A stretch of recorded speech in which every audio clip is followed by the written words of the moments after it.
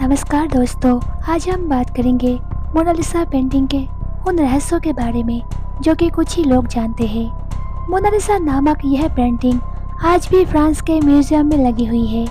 इस पेंटिंग को अलग अलग एंगल से देखने पर इसमें मोनालिसा की अलग अलग स्टाइल नजर आती है। लियोनार्डो दा विंची ने इस पेंटिंग को सन 1503 में बनाना शुरू किया और 2 मार्च 1519 में इस पेंटिंग को पूरा किए बिना ही मृत्यु को प्राप्त हो गया। लेकिन यह पेंटिंग देखने पर कहीं से भी अधूरी नहीं लगती है। लियोनार्डो दा विंची को मोनालिसा के होठों को बनाने में 12 वर्ष लगे थे।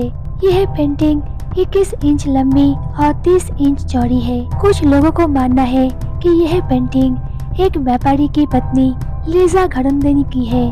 कुछ का मानना है कि ये उन्होंने अपनी मां की याद में बनाया है।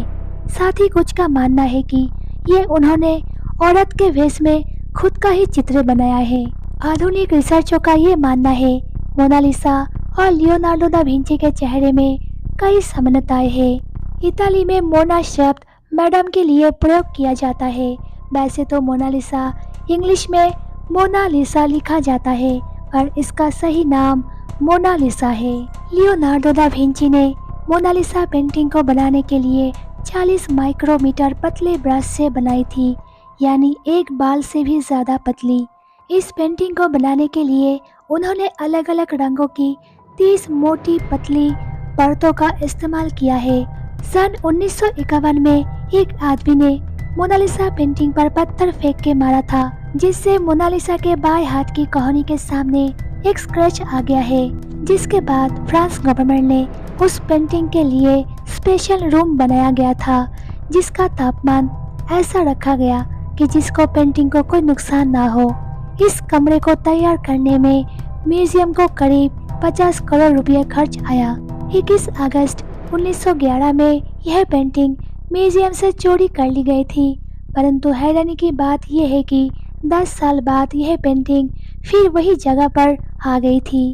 एक बार एक फेस रिकॉग्निशन सॉफ्टवेयर ने यह दावा किया था कि यह चित्र 83% हैप्पी, 6% फेयर, 9% हेट करने वाला और 2% एंग्री वाला है। मोनालिसा पेंटिंग नेपोलियन को इतनी पसंद आई थी कि उन्होंने इसे अपने कमरे में लगा दिया था। सन 1852 में लुक मास्पेरी, जो एक कलाकार था, वो पेरिस के होटल से कूद के अपनी जान दे दिया था। वह मोनालिसा के आकर्षण और मुस्कान से मोहित था। उसने मरने से पहले एक सुइसाइड नोट छोड़ा, जिसमें उसने अपार प्रेम और वर्षों की प्रतीक्षा का वर्णन दिया था। लियोनार्डो दा विंची एक लेखक भी थे, लेकिन उन्होंने मोनालिसा का चित्र पर कहीं जिक्र नहीं किया, जिससे आज भी यह पेंटिंग कई गहरे रहस्य लिए हुए है, जिन्हें आज की आधुनिक टेक्निक भी पता नहीं लगा पाया। कुछ समय पहले ये भी दावा किया गया था कि इस पेंटिंग में एलियन छुपा है। यह बात कितनी सत्य है, इसकी पुष्टि अभी तक नहीं हुई है। लेकिन मोनालिसा के 2 पेंटिंग को लेकर, एक पेंटिंग का मुंह दाएं और एक पेंटिंग का मुंह बाएं करते हैं, तो उसमें एलियन जैसा कुछ आकृति बनता है। गिनीज बुक ऑफ रिकॉर्ड के मुताबिक मोनालिसा इतिहास के सबसे ज्यादा रहस्यमय पेंटिंग है। इस पेंटिंग को किसी कपड़े या कागज पर नहीं बनाया गया है। यह एक लकड़ी के टुकड़े पर बनी है, जो आज स्केच बोर्ड बनाने में काम आता है। जब हम मोनालिसा के आंखों में देखते हैं तो यह पेंटिंग खुशनुमा नजर आती है, परंतु जब हम होठों की ओर देखते हैं तो ये उदास दिखती है।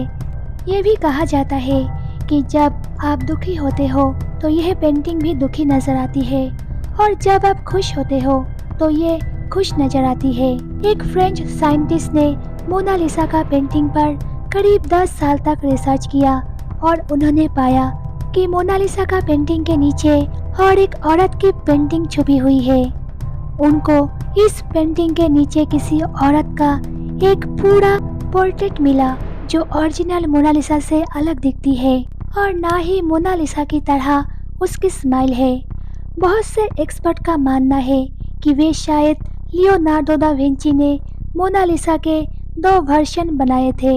ऐसा इसलिए कहा जाता है क्योंकि लियोनार्डो दा विंची के समय के ही एक चित्रकार ने सन 1504 में मोनालिसा पेंटिंग का एक स्केच बनाया था, लेकिन उसमें जो लड़की है वह ओरिजिनल पेंटिंग जैसी नहीं है।